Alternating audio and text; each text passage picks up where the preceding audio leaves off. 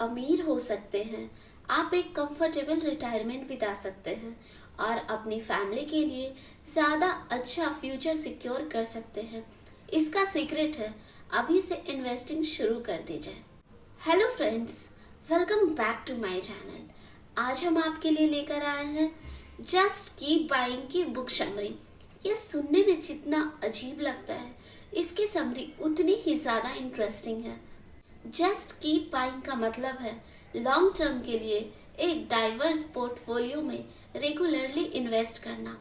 ज़्यादा stocks, bond, real estate वगैरह खरीदे, चाहे उसका वैल्यू हाई हो या लो, चाहे बुल मार्केट चल रहा है या बेयर। इन्वेस्टिंग को एक हैबिट बना लीजिए, बिल्कुल वैसे ही जैसे आप रेंट पे करते हो या ग्रोसरी खरीदते हैं। बस एग्रेसिव अप्रोच के साथ खरीदते रहिए, जो आपको आसानी से अपना पैसा बढ़ाने का मौका देगा। जैसा कि आगे आप इस समरी में सुनेंगे, आज के टाइम के इन्वेस्टर के पास कई एडवांटेज हैं। जैसे मेजर इन्वेस्टमेंट प्लेटफॉर्म पर फ्री ट्रेडिंग मौजूद है। आप इंडेक्स फंड में भी इन्वेस्ट कर सकते हैं, जिससे टॉप परफॉर्मिंग कंपनीज में आपके भी अपने शेयर्स हो सकते हैं। चलिए समझते हैं, वाई शुड यू इन्वेस्ट। आपको इन्वेस्ट क्यों करना चाहिए? इसके पीछे 3 कारण हैं। अपने फ्यूचर के लिए सेव करने के लिए, अपने पैसे को इन्फ्लेक्शन से बचाने के लिए और अपने ह्यूमन कैपिटल को फाइनेंशियल कैपिटल में शिफ्ट करने के लिए। सबसे पहले डिस्कस करते हैं आपके फ्यूचर के लिए सेव करने के बारे में। एक दिन ऐसा जरूर आएगा जब आप काम करने लायक नहीं होंगे या काम करना नहीं चाहेंगे। अगर आप अभी इन्वेस्ट करते हैं तो रिटायर या बूढ़े हो जाने पर भी आपके पास तब भी इनकम का कोई ना कोई सोर्स जरूर होगा। खुद को 60, 70, 80 साल के ओल्ड के रूप में इमेजिन करना मुश्किल हो सकता है। आपको शायद ये लगे अभी तो आप यंग और स्ट्रांग हैं और हमेशा ऐसे ही रहेंगे, लेकिन रिसर्च ये दिखाती है कि अपने फ्यूचर को इमेजिन करना आपके लिए एक ग्रेट मोटिवेशन बन सकता है। एक एक्सपेरिमेंट में कुछ पार्टिसिपेंट्स को अपने डिजिटली ओल्ड फोटोज दिखाए गए। रिसर्चर्स ने पाया कि जिन्होंने अपनी फोटो देखी थी, उन्होंने अपने रिटायरमेंट फंड में उन लोगों के मुकाबले 2% ज़्यादा इन्वेस्ट किया था जिन्होंने अपनी फोटो नहीं देखी थी। यानी हो सकता है कि फ्यूचर में खुद की रियलिस्टिक इमेज देखना आपको लॉन्ग टर्म में और ज़्यादा इन्वेस्ट करने के लिए इनकरेज करे। एक और स्टडी में पार्टिसिपेंट से उनकी शेविंग का कारण पूछा। रिसर्चर ने देखा कि जिन लोगों ने रिटायरमेंट और इमरजेंसी का कारण बताया, वो ज़्यादा रेगुलरली सेव कर रहे थे। जिनके पास दूसरे फाइनेंशियल कारण थे, जैसे होम या वैकेशन करना। अगर अपने बुढ़ापे के लिए सेविंग या इन्वेस्ट करना स्वार्थ है, तो इसमें कोई गलत बात नहीं है। तो नेक्स्ट हम बात करेंगे कि आपके पैसे को इन्फ्लेक्शन से कैसे बचाया जाए। इन्फ्लेक्शन एक इनविजिबल टैक्स की तरह है, जो आप सालों साल बिना नोटिस किए बढ़ते रहते हैं। ग्रोसरी के दाम, बच्चों की पढ़ाई का खर्चा, ट्रांसपोर्ट, प्रॉपर्टी की मैनेजमेंट्स वगैरह हर साल बढ़ते जाते हैं, जबकि आपकी सैलरी शायद उतनी ही रहती है। हो सकता है इन्फ्लेक्शन का इफेक्ट 1 या 2 साल में ज़्यादा पता ना चले, लेकिन इसका बड़ा इम्पैक्ट आपको आने वाले टाइम में देखने को मिलेगा। जैसे अगर एनुअल इन्फ्लेक्शन रेट 2% है, तो आपके मनी की परचेजिंग पावर 35 सालों में आधी हो जाएगी। अगर इन्फ्लेक्शन रेट 5% है, तो आपकी परचेजिंग पावर 14 सालों में आधी हो जाएगी। इसलिए जितना ज़्यादा इन्फ्लेक्शन होगा, पैसा उतना ही वैल्यू खोता जाएगा। इस प्रॉब्लम का एक इफेक्टिव सॉल्यूशन है इन्वेस्टिंग। आप एसेट्स खरीदकर इन्फ्लेक्शन से लड़ सकते हैं। समय के साथ एसेट की परचेजिंग पावर बढ़ाती है। जैसे आप 1926 में long term US treasury bonds में $1 इन्वेस्ट करते हैं। 2022 के एंड तक ये बढ़कर $200 हो जाएगा। अब मान लो आपने यूएस के कई स्टॉक के बास्केट में सिर्फ $1 इन्वेस्ट किया है और ये सेम टाइम पीरियड में $10,937 तक ग्रो हो जाएगा। सोचो, जब आप ऑलरेडी रिटायर हो चुके होंगे तब क्या होगा?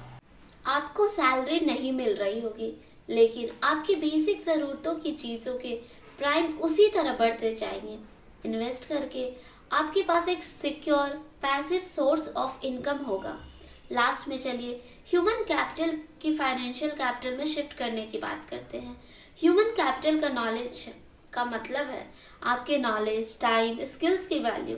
आप अपनी नॉलेज और स्किल्स को उम्र के साथ बढ़ा सकते हो, लेकिन टाइम एक ऐसी चीज़ है जो समय के साथ कम होती जाती है। उम्र बढ़ने के साथ आपकी बॉडी भी इतनी कमज़ोर होती जाती है कि आप वो सब नहीं कर पाओगे जो आप आज कर पा रहे हो।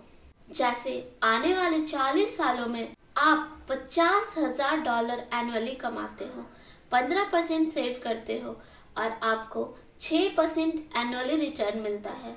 इस तरह आपके पास अपनी ज़रूरत का सामान खरीदने के लिए पैसे होंगे।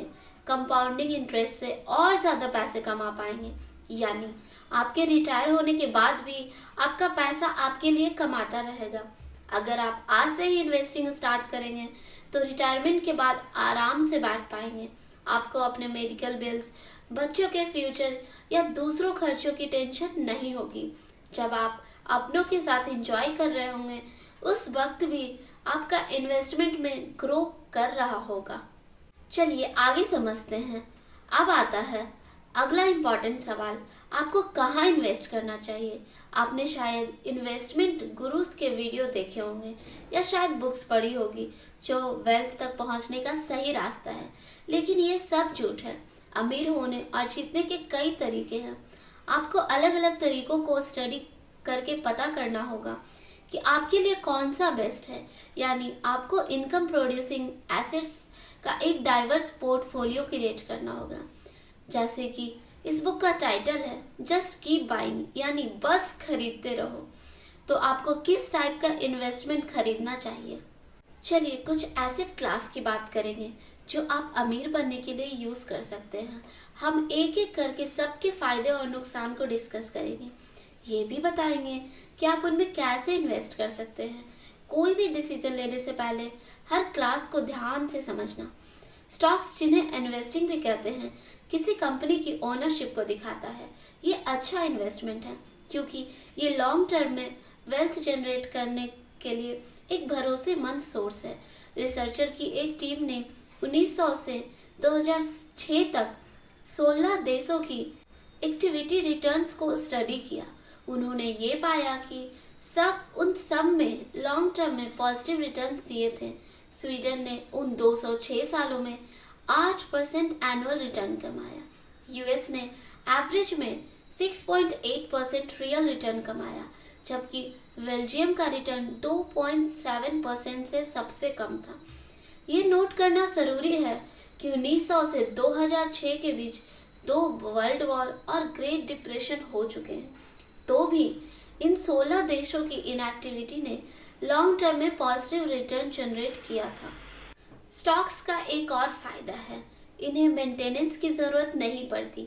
एक बार आपने खरीद ली तो कोई और उन्हें मैनेज कर सकता है, जबकि आपको रिटर्न मिलता रहेगा। हाँ, इसमें एक कमी है। स्टॉक के प्राइस में हर 100 साल में 2 बार 50% और हर 4 साल में 30% और हर दूसरे साल में 10% की गिरावट आ सकती है। स्टॉक्स हमेशा फ्लक्चुएट होते रहते हैं। स्टॉक वोलाटाइल या अनप्रोडक्टिबल होते हैं।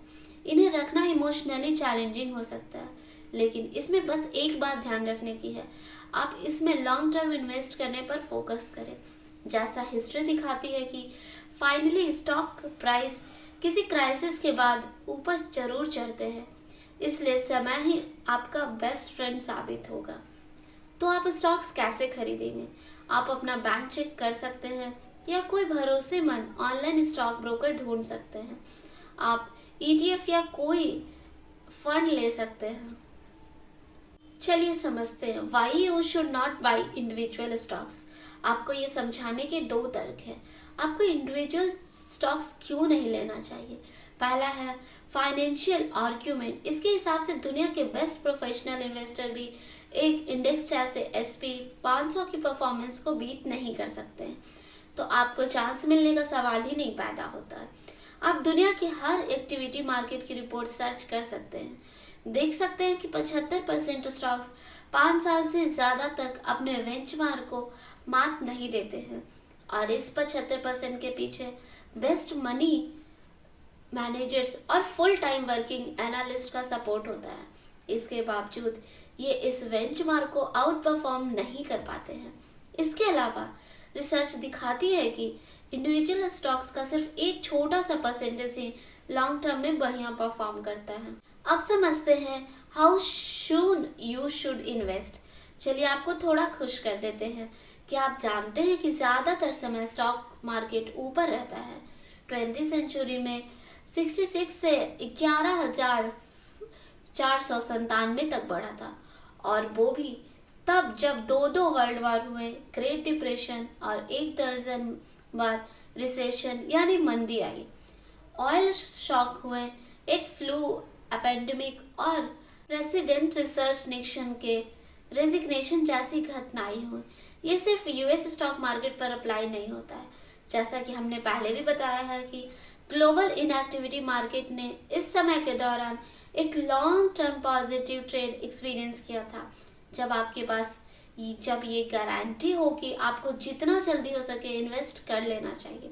हर एक दिन जो आप झिझकते हो, आप अपना पैसा बढ़ाने की एक अपॉर्चुनिटी मिस कर देते हो, तो बस कूद जाओ मैदान में और इन्वेस्ट करना शुरू कर दो।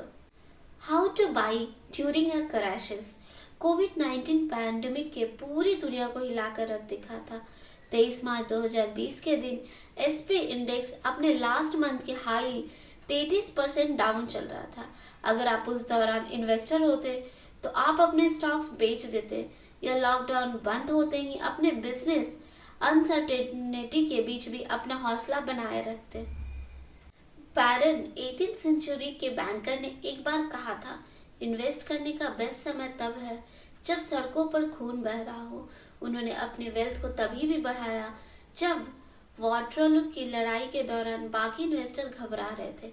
इसका मतलब है कि जब प्राइस कम हो तब आप स्टॉक्स खरीद सकते हैं और जैसे जैसे स्टॉक मार्केट क्रैश के बाद रिकवर होता जाएगा, आपके स्टॉक्स भी धीरे धीरे बढ़ते रहेंगे। आप समझते हैं व्हेन शुड यू सेल। आप बस खरीदते रहो, लेकिन एक टाइम ऐसा ज़रूर आएगा जब आपको बेचने की ज़रूरत पड़ेगी। ये इन्वेस्टिंग में सबसे मुश्किल डिसीजन होता है। आपको इमोशंस आपको कहेंगे कि अभी मत बेचो क्योंकि आगे ज़्यादा रिटर्न्स मिल सकते हैं, या अभी बेचने से आपको घटा है। इस कंफ्यूजन से बचने के लिए आपको कुछ बातें ध्यान रखनी होगी। इमोशंस में आकर बेचने के बजाय सिर्फ अपने पोर्टफोलियो की रिवेल्स करने के लिए किसी लूजिंग पोजीशन से बाहर निकलने या अपनी फाइनेंशियल ज़रूरतों को पूरा करने के लिए बेचो। इन 3 सिचुएशंस के अलावा टैक्स से बचने के लिए बेचना अवॉइड करो। इस कंडीशंस को डिस्कस करने से पहले आपको ये ज़रूर समझना होगा कि जल्दबाजी में बेचने के बजाय सही टाइम आने पर बेचो। जैसा कि हमने पहले भी बताया है, ज़्यादातर समय ऊपर ही रहते हैं। आप जब कई सालों बाद बेचोगे तो भी आपके पास कुछ पैसा बच जाएगा। मार्केट में धीरे धीरे ग्रो कर रहा होगा, लेकिन अगर आप तुरंत बेच देते हैं तो आपको बढ़ते हुए प्राइस का फ़ायदा नहीं मिलेगा। यानी कुल मिलाकर आपको स्टॉक्स अभी खरीद लेने चाहिए और अपने लॉन्ग टर्म वेल्थ को मैक्सिमाइज करने के लिए धीरे धीरे बेचते रहना चाहिए। इसी के साथ ये बुक समरी यहीं पे ख़त्म होती है। Thank you so much for listening.